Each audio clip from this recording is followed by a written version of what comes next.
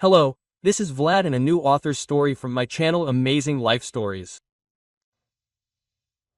How can you just leave like that? We've been married for almost 10 years. Victoria looked at her husband, stunned, as he calmly packed his things. He sighed and said, without even turning around, "I've already decided everything. I love her. You told me just a couple of days ago that you loved me." "I fell out of love," Vidya answered briefly, abruptly closing the suitcase. Taking it in his hand, he straightened up and headed for the exit, saying after him, "Let me go and move on with your life. I'm not coming back to you anyway." Quote. After these words, he slammed the door, ignoring her tears. Victoria slowly slid down the wall, not believing that all this was happening to her. But just recently they were a happy family, raising their son together, making plans for the future. So what next? How should she live? Where should she go? They met many years ago.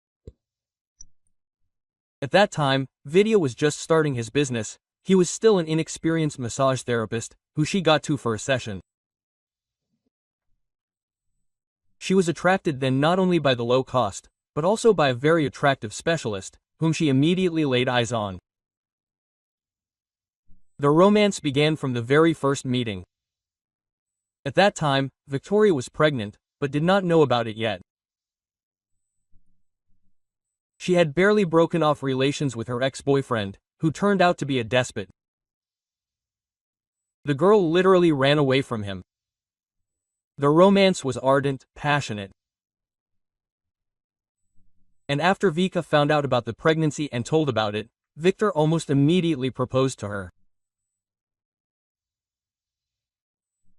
They had a quick wedding, signing at the registry office in ordinary clothes, so as not to waste money, but to save it for the birth of the baby. Everything was wonderful. Vika gave birth to a healthy son, whom they named Grisha. Victor successfully developed in the field of massage and a few years later opened his own salon. He had a natural talent that did not go unnoticed. Victoria took care of the house, while working as a nurse in the therapeutic department. She once wanted to study to become a doctor, but Vidya convinced her that there was no need for it. After all, he was already earning decently. Vic eventually agreed. There was plenty of time to take care of herself and her hobbies. So at first she knitted, then embroidered, and about 6 months ago she decided to go to fitness to get back in shape. It was in the gym that they met Nastia. She herself flew up to her on the first day of Victoria's classes. She offered to work out together, because it was easier that way. Nastia also talked about the fact that she could even become a personal trainer for a symbolic fee, because she had a lot of experience. Vika agreed. At first, she paid for Anastasia's services, and after she figured out the exercise machines and exercises, she began to just talk to her during training. And at some point, it began to seem like they had become friends. Nastia and Victor met a couple of months after Vika came to the gym. He came to pick up his wife, and at that moment her friend happened to be nearby.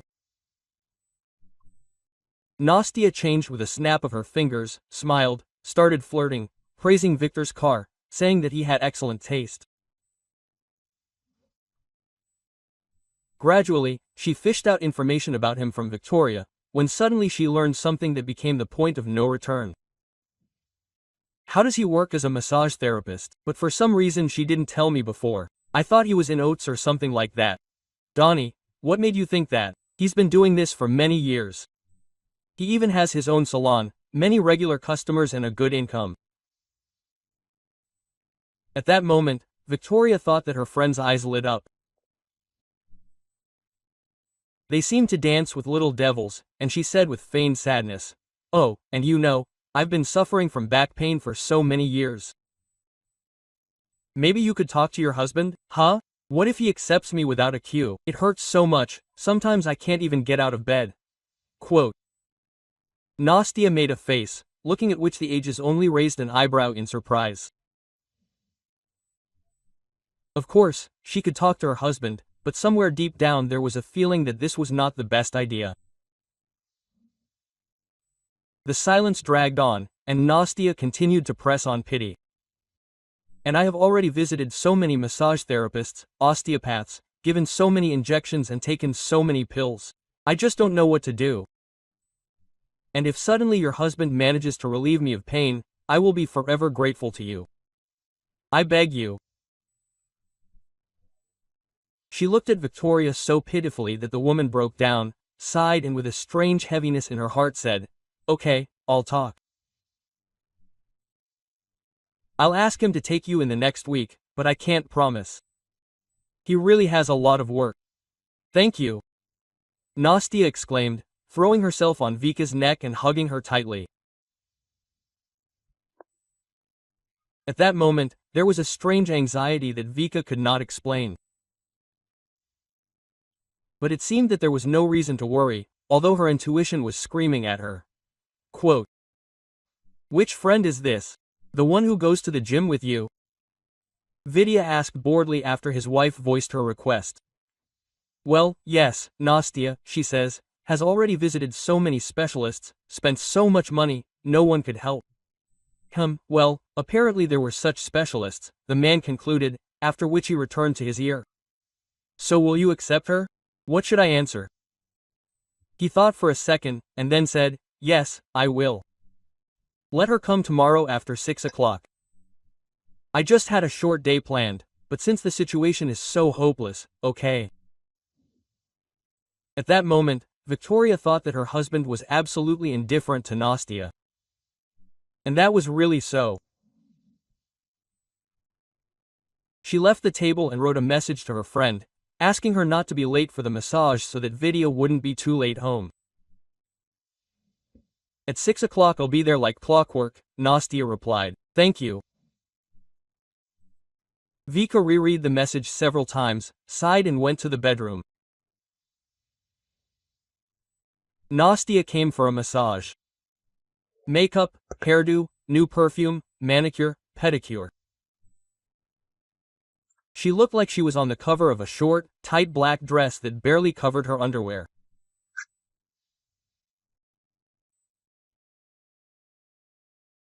From the very first seconds, she looked like she was on the cover of a short, tight black dress that barely covered her underwear, and from the very first seconds she noticed an interested look on herself.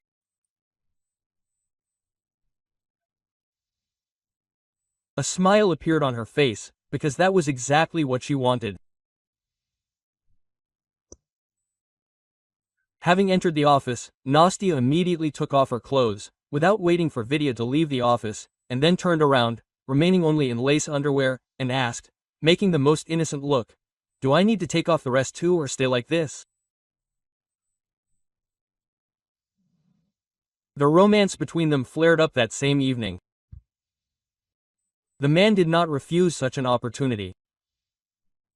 And from that moment everything turned upside down. Vidya returned home closer to 11. Victoria was beside herself, not understanding what could have been done for so long. After all, a massage session lasts a maximum of an hour. And as soon as her husband entered the house, she immediately pounced on him with questions. Quote. "Well, you yourself asked me to meet your friend. I met. What questions?" After these words, the husband went into the bedroom, clearly not intending to continue the conversation. Victoria felt a trail of women's perfume from him, which left a lump in her throat. "I understand that it cannot be left like this." She dialed her friend's number, but she did not answer the first call, nor the second, nor the third. And even then the thought crept into Vika's head that something was fishy here and she should prepare for something bad. A week passed. After all, he became secretive, often stayed late after work and seemed to be constantly not telling me something.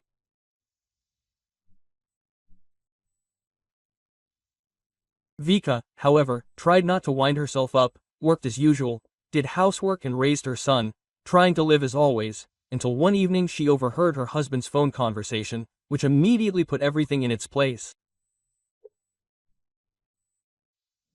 Yes, I remember that I promised to get a divorce. Well, you understand, I have a child, I have been with my wife for almost 10 years. What will my friends, colleagues, relatives tell me?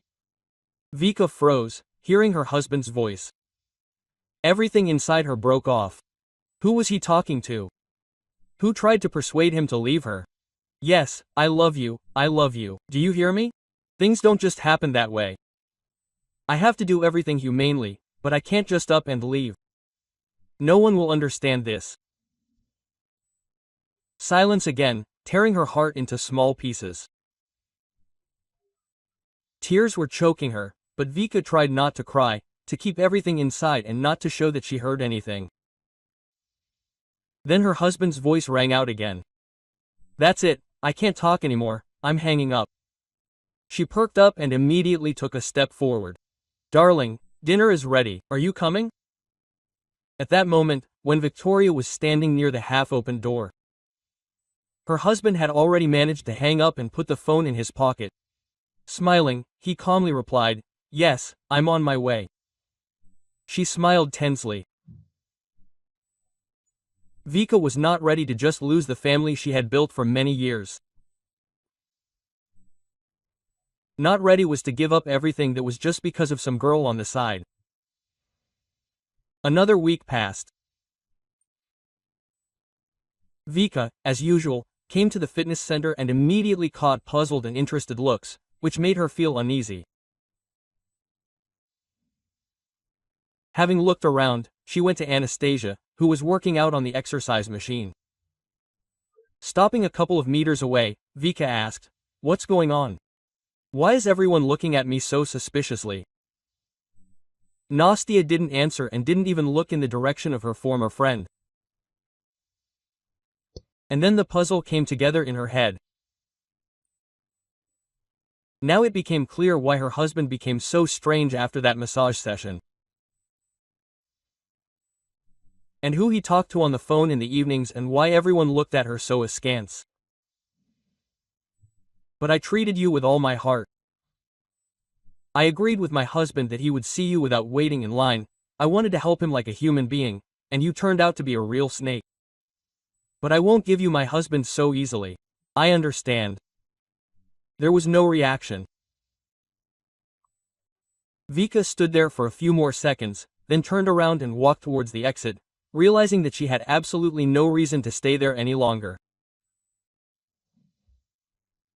Suddenly, almost at the door, a woman stopped her. She looked slightly puzzled, embarrassed, but still asked, "Forgive me if I'm butting in where it's none of my business, but is it true that you've been cheating on your husband all this time?" "We were having an affair with our divorced trainer. There were just such rumors about you in our gym that if I were you, I wouldn't come here at all." Quote. Vika was taken aback.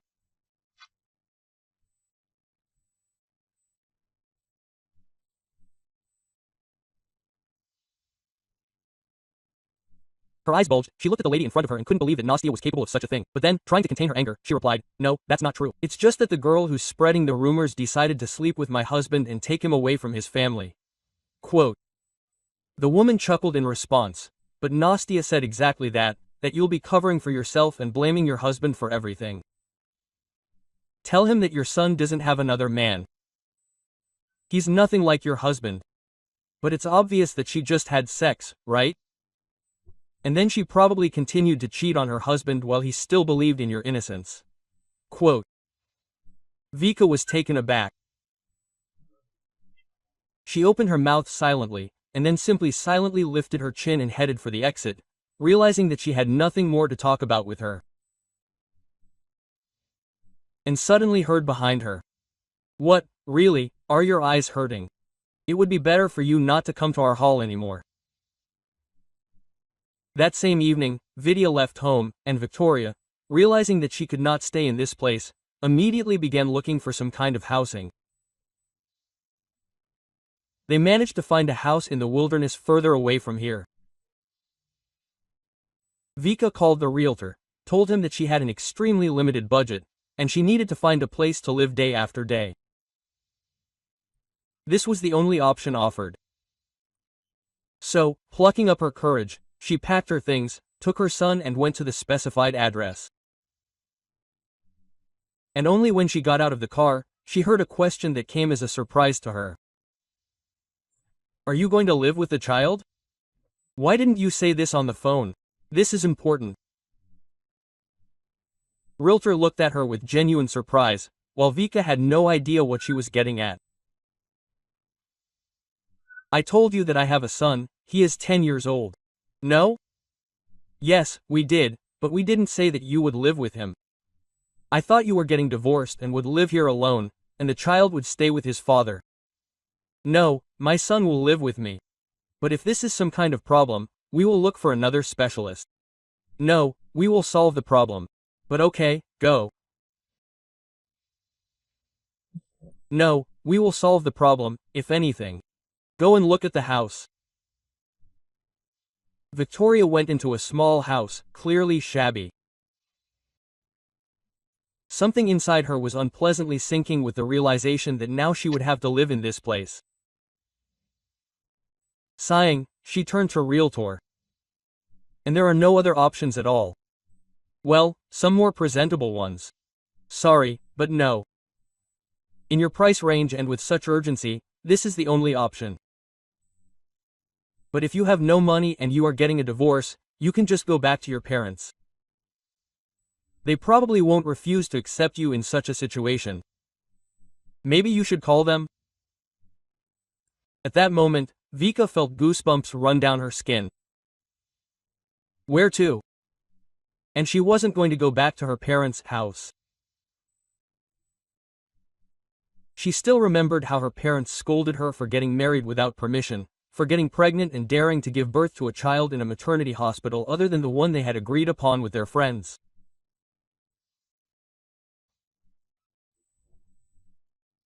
From early childhood, her parents told her how to live, what to say, where to go and who to communicate with, leaving her no choice.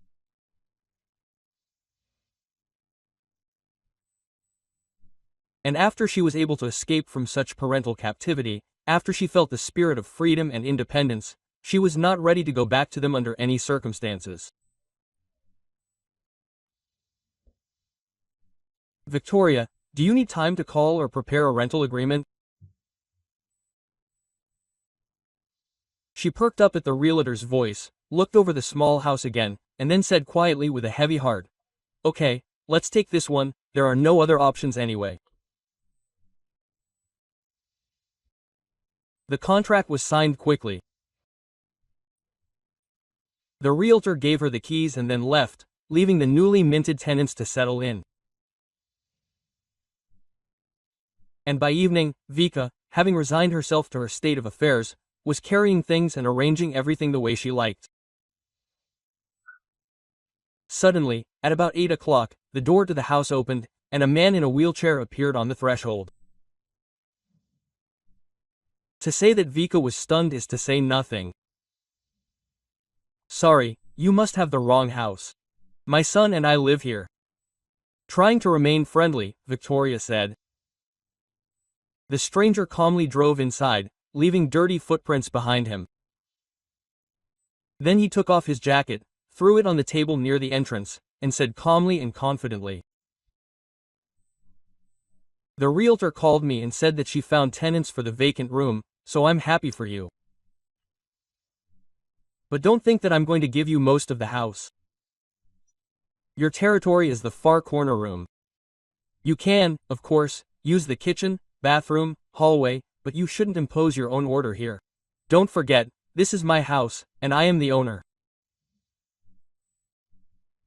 The man did not wait for an answer, but moved to another stroller standing near the entrance, which, fortunately, Vika had not yet managed to roll out, and headed towards the bathroom to wash his hands. At that moment, she frantically took out her phone and began calling the realtor, but she did not pick up.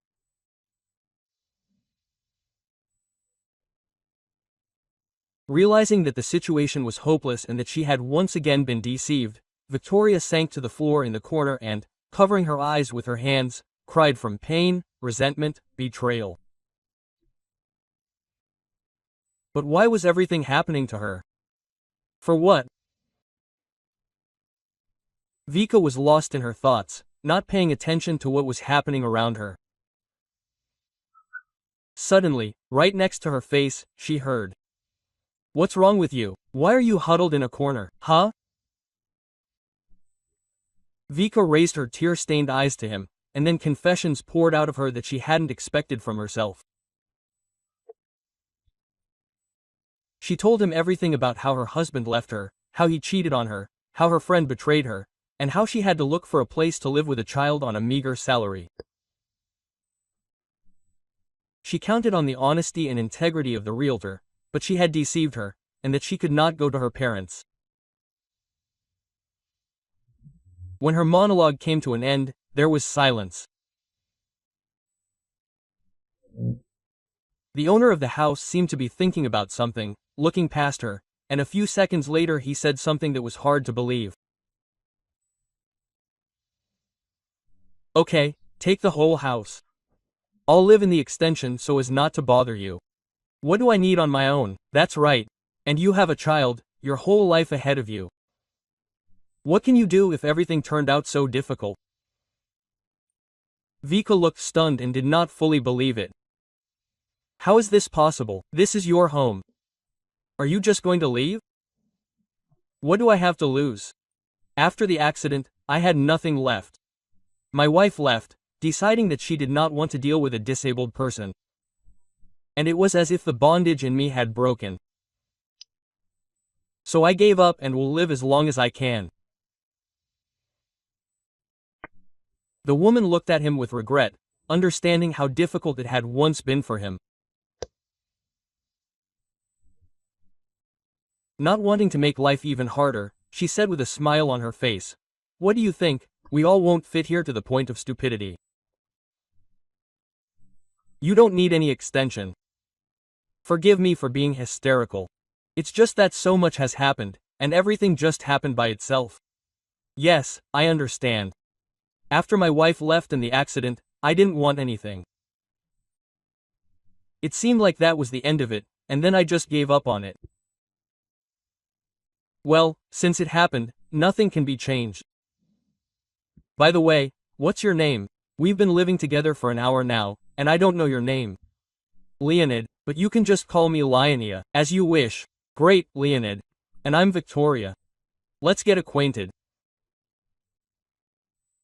During the conversation, she learned that, despite the problems and hardships, Leonid remained a fairly popular craftsman in the village, a genius in the field of mechanics. People turned to him for a variety of repairs, so he was never penniless. "You know, after my wife left, I knew how I would live. After all, I had been a shining light at work all my life. I didn't know how to cook anything, and I didn't do any housework either. But somehow I gradually started to get into it. I learned to cook simple dishes. I can even make some soup or stew meat with vegetables. Wow, I cook deliciously. I can cook for you too. Well, is it so hard for me to make an extra portion?" Vika suggested with a sincere smile. He looked at her in surprise, as if he didn't believe in the truth of her words. "Well, in such a situation you can live for free if you cook and help with the housework. It's hard to cope alone in such a situation. And I missed a normal home idea. No, this is somehow inhuman. After all, we are keeping you busy at home. Consider it a barter." That's what we decided on. Victoria did the housework, took care of her son, and worked occasionally, even setting aside some free time for her own desires and entertainment. Alyona continued to do repairs, occasionally going out to the city for a couple of days to visit friends or acquaintances. The rest of the time he was tinkering with something. At some point, Grisha started helping him. He was interested in what and how he was doing, why he connected things this way and not another, what elements were used, and much more. So every day, returning from school, my son quickly did his homework and went to the garage, knowing full well that they were waiting for him there. Leonid was happy to work with the boy. He calmly told him everything, showed him, gave him the opportunity to try it. One evening, Vika came home completely in a bad mood, and Leonid noticed it right away. Did something happen? It felt like something was wrong. Let's say there were some minor problems at work. The management wants to transfer me to another department, but I'm just not eager to. I like my therapy department. Now I don't even know where I'll be, what kind of team there is, what problems I'll face. So maybe I should just give up? No, there aren't enough nurses in surgery. That's why they don't really ask me. They just redirected me where the staff was needed. Are there any differences between the new place and the old one? Well, the responsibility will be higher. This is not just therapy, but surgery. Lives are at stake there, you know? I don't even know if I can handle such responsibility. Well, you can definitely handle it. I think everything will be fine. I believe in you. Thank you, but I don't really believe in myself. Despite all the fears, the new place turned out to be quite calm. Victoria quickly got into the swing of things, met new colleagues and gradually began to get used to her new responsibilities. It seemed that everything was gradually getting better, but at some point Victoria noticed that there were some errors in the documents that could negatively affect the work of the entire department.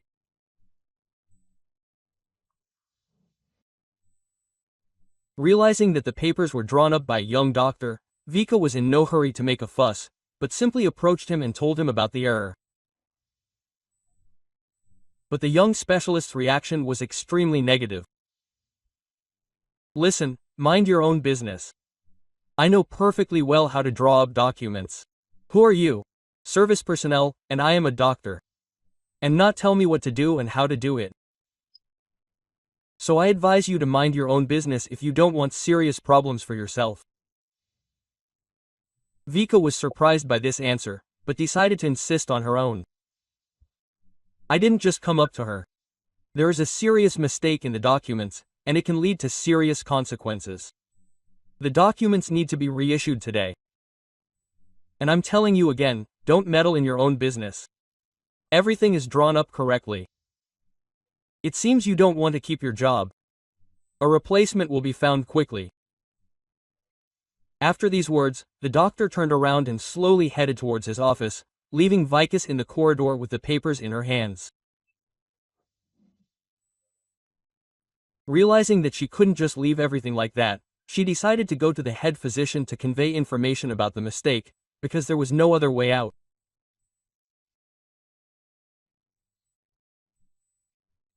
That same evening, during a general meeting, the head physician announced, "Our young specialist Dmitry Ivanovich, a novice practicing surgeon, made a serious mistake, but thanks to the vigilance of nurse Victoria Sergeevna, serious consequences were avoided. However, the culprit of this whole situation will have to work 3 shifts, as stipulated in our rules. I hope this will be a lesson for everyone. And in the future, everyone will be especially attentive. The reputation of our clinic depends on it." While the head doctor was giving his speech, Victoria felt an angry, focused look on herself. After all, now she had become a real enemy for this young doctor. At the same time, Grisha began to study mechanics more and more actively and spent every free minute in the garage. At the same time, he developed schemes, drew blueprints, slowly but surely bringing them to perfection.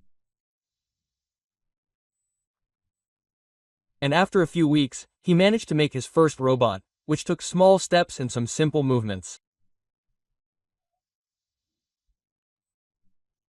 The boy was simply happy with this result, so he decided to take the robot with him to school the next day. Classmates crowded around his desk, examining unusual inventions. Everyone admired him, and only one young man, the son of a local rich man, said with a sarcastic grin, "Who do you believe? He would never do something like that. You just bought it at some flea market or stole it from someone, that's all." Everyone looked at Kolia, who enjoyed serious authority in the class, and immediately fell silent. Only Grisha, realizing that he should not leave himself offended, said, "I made it myself. And if you are jealous because you can't do the same and you won't have it, then just keep quiet. Understand? And the fact that everyone knows perfectly well who my father is, and no one will go against me. But it's easy against you." At that moment, Kolia grabbed the robot and began to examine it.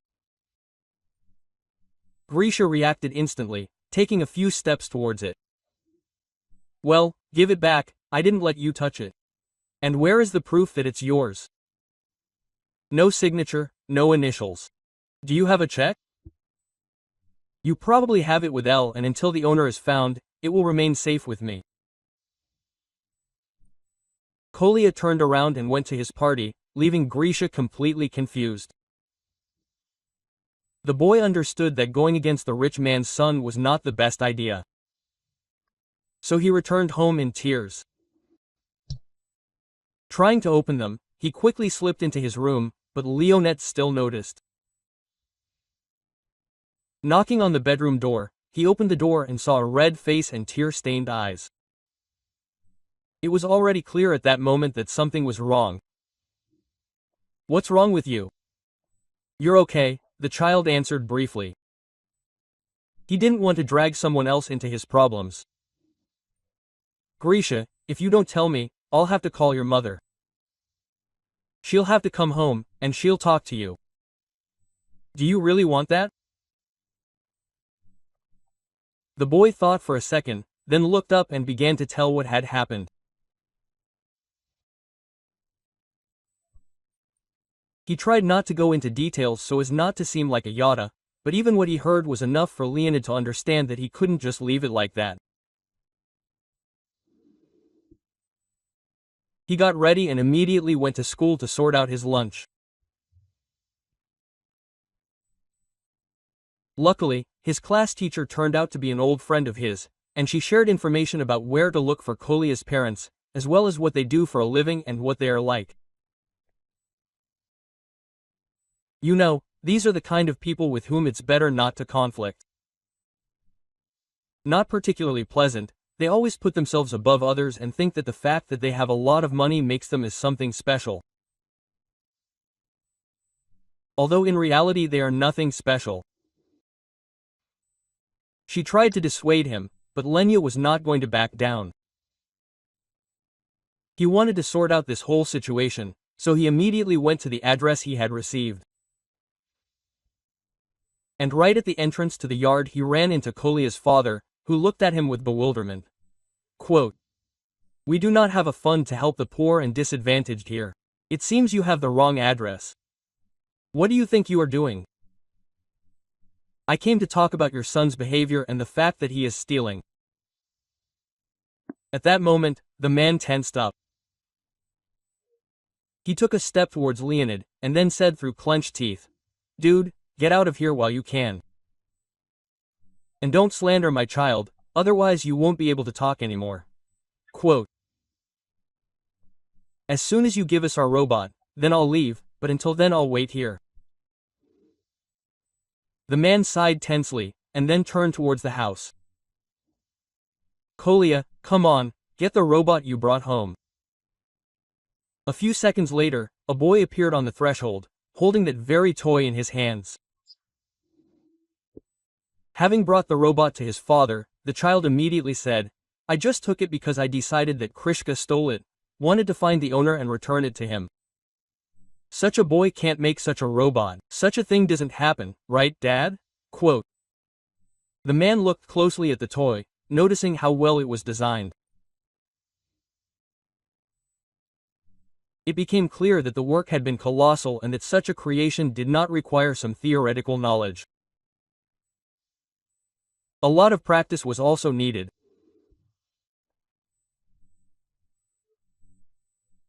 So, not believing a single word of the uninvited guest about how he could do it with his own hands, the businessman gave the toy to his son, after which, turning to Leonid, he said contemptuously, "Listen here, colleague, don't tell me that you made this robot yourself."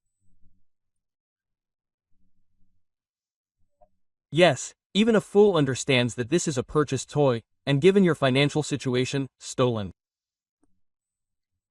So I advise you not to make a fuss, but just turn around and go wherever you want. Otherwise, I'll call the police. And believe me, I'll do it without the slightest twinge of conscience. Realizing that he wouldn't be able to prove anything, Lenya returned home and got drunk that same evening. He tried to drown out the pain and grief, but it turned out that it wasn't that easy. And the more he drank, the worse he felt. Returning from work, Vika found him in an extremely deplorable state. He was raving about how he saw no point in life, that he didn't want to continue either his own torment or the torment of those around him from his mere presence. And in the end he said, "Don't even try to persuade me. I'm simply bequeathing the house to you and your son, and I'm going to the next world. I'm tired of living, tired of enduring the ridicule of all sorts of rich people." Quote. Vika was completely discouraged. She didn't understand where Leonid got such thoughts from, and how he came to this. At that moment, her son came up to her and told her what had happened. Realizing that the situation was critical, Vika said, "Listen, you can't give up because of this. Maybe try myself in some competition, for example, mechanics or something related to designing." Quote. Leonid looked at her with a clouded gaze. He didn't need anything. He didn't want to fight for his future. And at that moment Grisha came up to him. "Uncle Leon, please, let's try.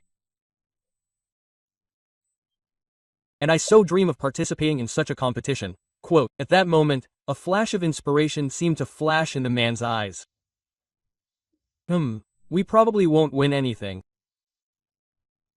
We'll just become a laughing stock once again and generally end up below the baseboard. And what do we have to lose? I think we should try.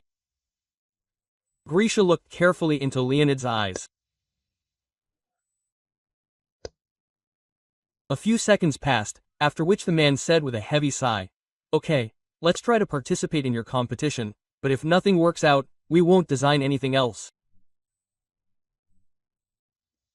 Deal?" Grisha answered briefly and clearly. He extended his hand, and the man shook it. Now it was necessary to submit an application for participation, then develop a project, implement it and try to present it. And that same evening, friends and acquaintances gathered at Kolia's father's house, and after a few drinks, the conversation turned to swindlers and charlatans. And then the owner decided to show everyone present that very little robot. A close friend of the rich man carefully examined the toy, after which he concluded, "And such a trinket can be expensive, and it is very difficult to assemble it yourself. How much time does it take? And the knowledge? Wow. Who did you say made it? Will you give me your number? Why do you need it? Do you want to open your own production?" The man asked mockingly. And his friend only raised an eyebrow with slight bewilderment. "Are you pretending or something? This guy can make something much more complicated than a simple toy. So you can earn a lot of money on his inventions. So what, will you give me your address?" Waking up in the morning, after not the best evening, Leonid felt completely exhausted. He still felt exhausted and tired, but not as strong as before. Trying to come to his senses, he put the kettle on, and at that moment the doorbell rang. Lenya did not plan to open it, because he was not expecting guests. But a couple of seconds later the doorbell rang again.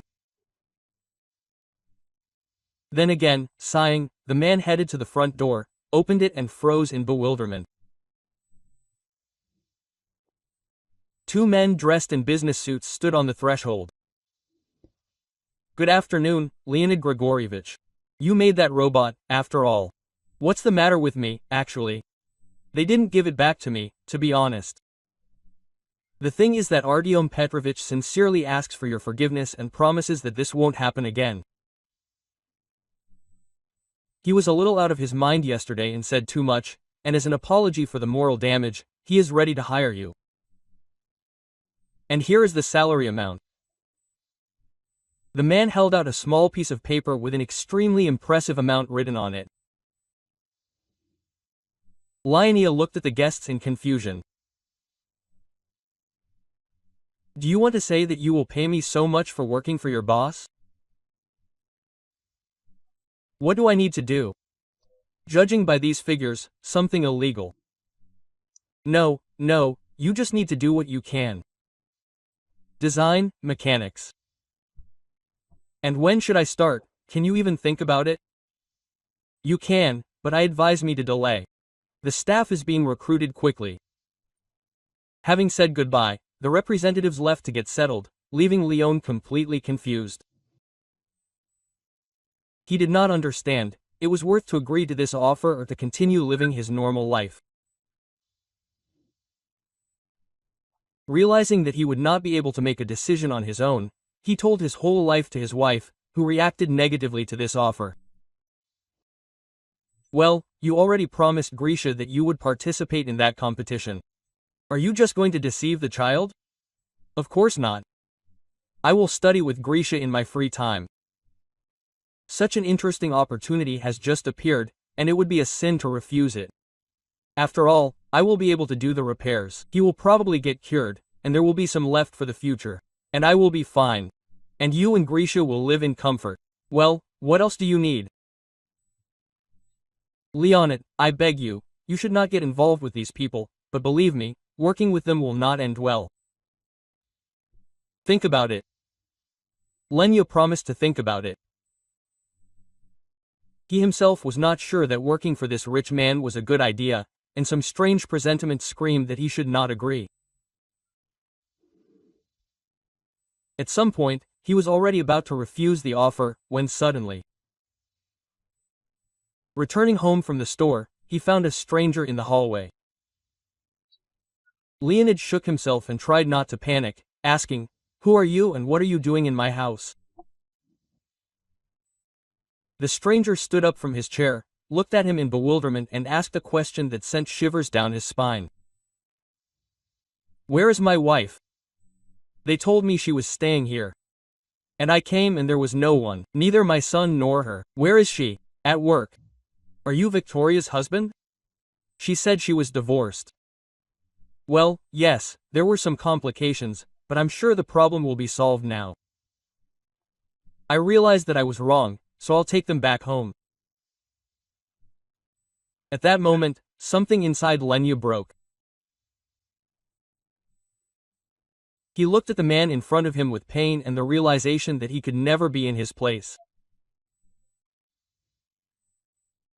He would not be able to become a husband, a father, he would not be able to fully replace the person who built this family.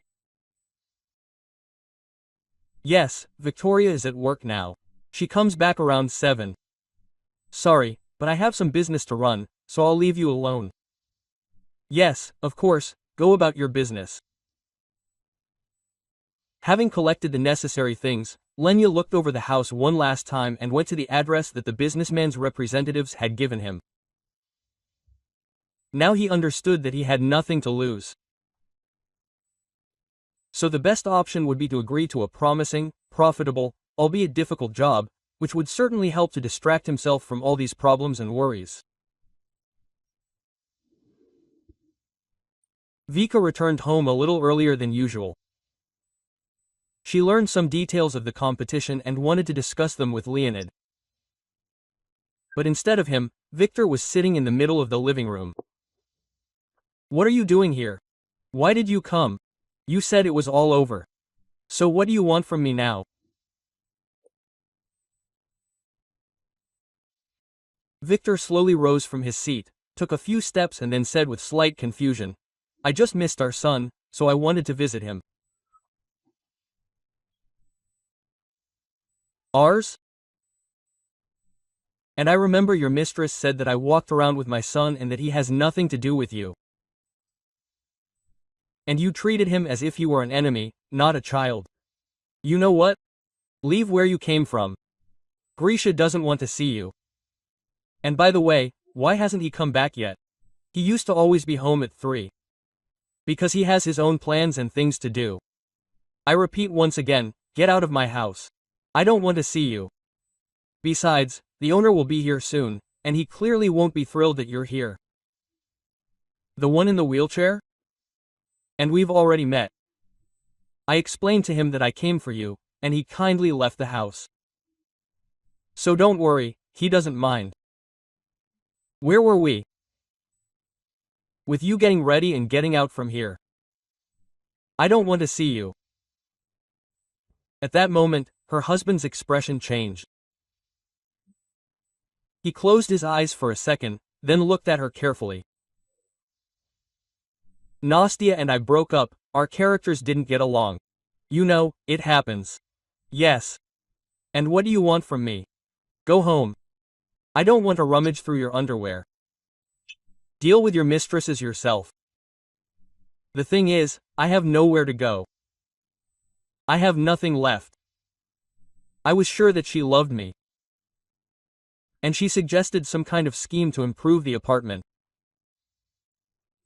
In general, I transferred it to her, she had some discounts there. In general, I don't even remember when or how I did it. I woke up in the morning, and all the documents were already done. And there was absolutely nothing that could be done about it." Vika couldn't believe what she heard.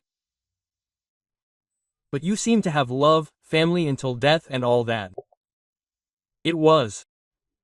But then it turned out that I didn't love. I found another one with whom I have a good relationship. And Nastya didn't got it. So, having received the apartment, she simply brushed me off. I tried to do something, but the lawyers say that after such an agreement nothing can be changed. In general, she turned out to be a smart." "So you just signed over your own apartment to her while drunk? Are you even normal?" "Oh, yeah, I'm telling you, I don't remember how all this happened. But now I have nowhere to go. You're not going to kick me out."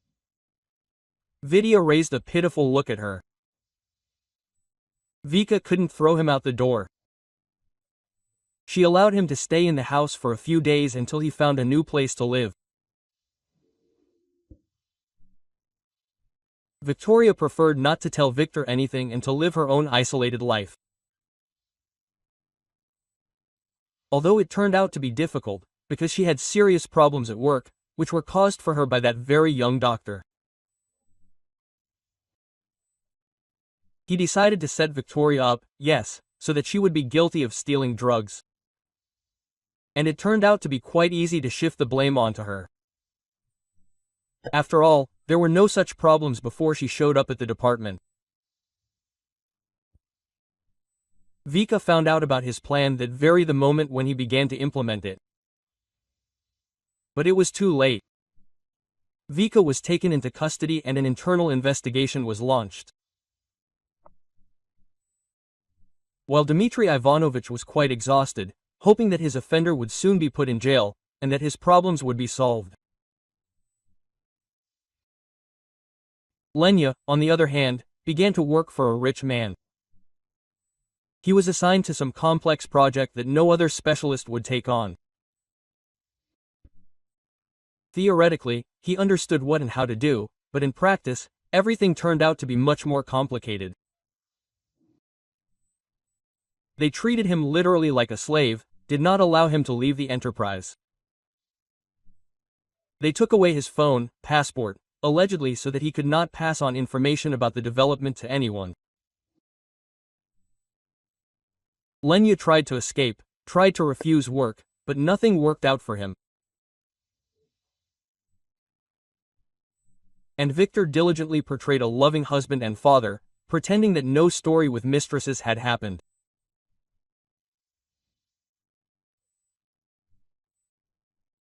And at some point, Vika began to think that her husband had really managed to change, until one evening Grisha noticed how dad was looking at the daughter of a local farmer and told his mother about it.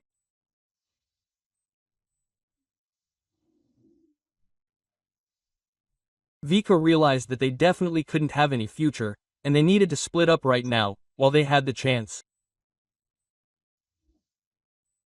So the next day she filed for divorce.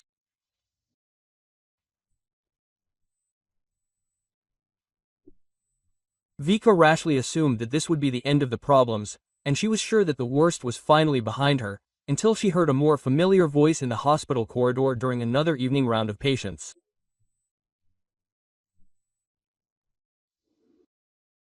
You don't understand. I myself would be glad if she was locked up for a long time.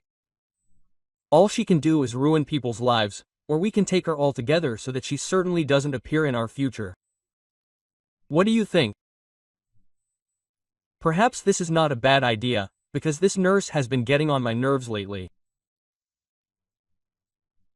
If we can get rid of her forever, it will solve a lot of problems. Vika recognized the young doctor's voice right away. It couldn't be confused with anything. Peeking around the corner to see who the second voice belonged to, she was stunned. Anastasia was standing there. You know, I think it is enough to fire her, and then we will scare her, and she will never come here again. And to your man too. I am sure, she is one of the timid ones. She will do as she is told. But if not, she will sit far away and for a long time. I can definitely organize this. Vika darted back around the corner, realizing that the problem was taking a more serious turn.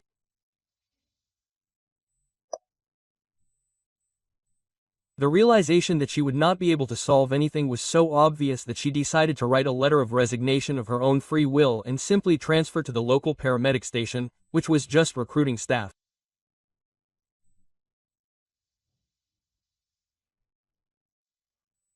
A couple of days later, she learned that a criminal case had been opened against Dmitry and Anastasia for fraud, for which they would not be able to get away with anything. And a few days later, sitting at the table in the kitchen, Vika noticed something strange. Quote, "Grish, did you do this? Come here," she said loudly. A few seconds later, her son was standing next to her. Looking at the drone outside the window. Quote, "Well, I told you, don't do anything dangerous. Did I tell you?" "But it's not mine," the child replied. She turned her gaze to the drone and at that moment noticed a small piece of paper attached. Turning to her son, she realized that he had seen it too. Quote, "Can you bring it?" Grisha nodded and immediately rushed towards the exit, and a couple of minutes later returned with a piece of paper on which was written, "They are holding me captive. Help. The address is written below." Immediately, Vika gathered volunteers from the village and practically stormed Lenya. He was grateful to everyone, promising to help as much as possible. And when he returned home, he took a small drone from his bosom, which looked absolutely unique. With such a development, Grisha, we will definitely take first place. The boy's eyes lit up. He no longer believed that they would participate. But now Lenya and Grisha took first place, for which a decent grant was due. Having learned about this, Victor again appeared in the life of the century, persuading her to send Leonid to him for sessions. "You know that I am a professional. I will make it so that he will not just walk, he will run," Victoria's ex-husband convinced her. And she agreed. And only after several weeks of constant massages, classes it became clear, there was no progress. Only money was leaving. Moreover, the doctor noted a deterioration in the condition that was observed after the massages. Realizing how low her ex-husband had fallen, Vika everywhere blocked him, insisting that Leonid go to a specialized treatment center.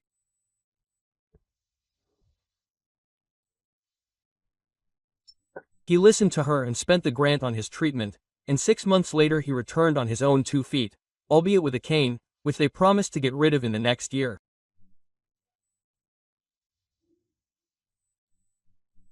He immediately proposed to Vika, to which she agreed without hesitation. And a year later, he really did meet her from the maternity hospital on his own 2 feet.